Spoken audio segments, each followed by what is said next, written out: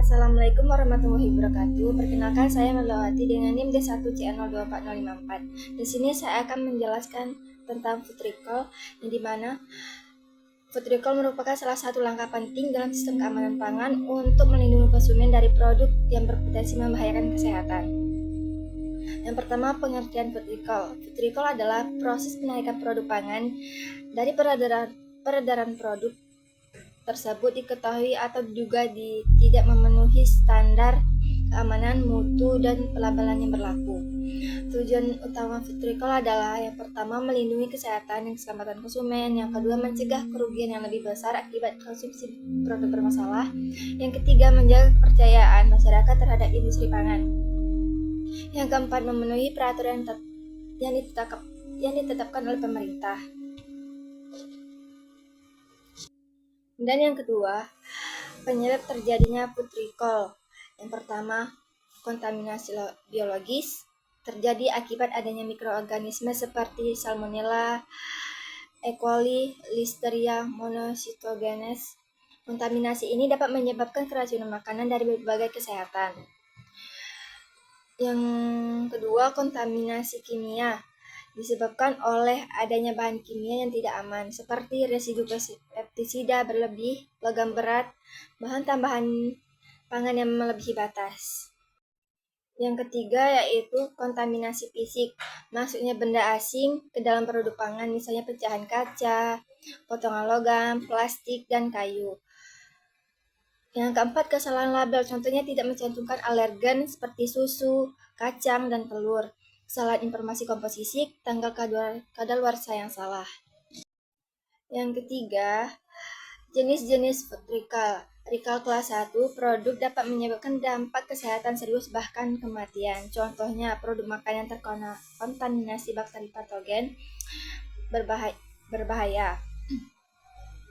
Recall kelas 2, produk dapat menyebabkan gangguan kesehatan sementara atau dapat dipulihkan.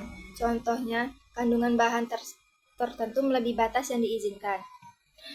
Recall kelas 3, produk tidak menimbulkan risiko kesehatan serius tetapi melanggar regulasi. Contohnya, kesalahan informasi pada label kemasan.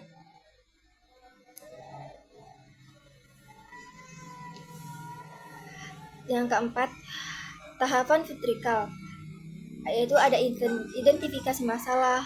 Yang kedua, perusahaan menemukan adanya masalah melalui pengujian laboratorium, keluhan konsumen, infeksi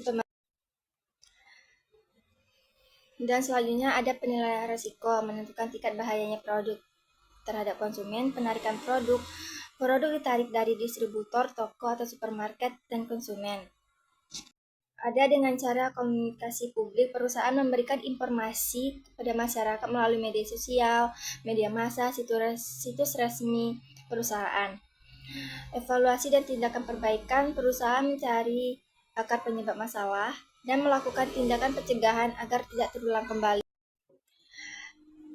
Dan selanjutnya ada peran industri pangan dan food recall. Industri pangan harus memiliki sistem ketersediaan atau traceability, menjalankan GMP, menerapkan HACCP, menyimpan data produksi yang baik, memiliki prosedur penarikan yang jelas.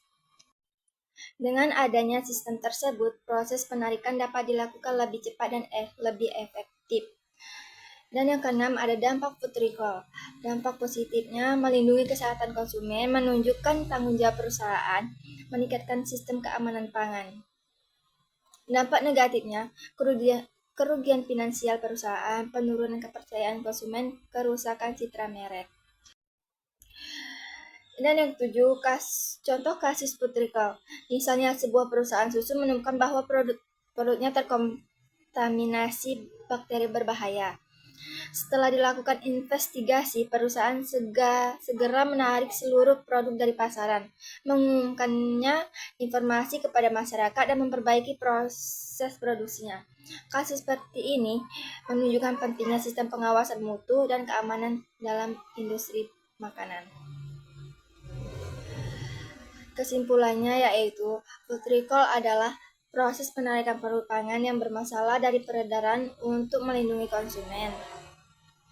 Penyebabnya dapat berupa kontaminasi biologis, kimia, fisik, maupun kesalahan label. Oleh karena itu, setiap industri pangan harus memiliki sistem keamanan pangan yang baik agar risiko food recall dapat diminimalkan. Terima kasih atas penjelasan saya. Wassalamualaikum warahmatullahi wabarakatuh.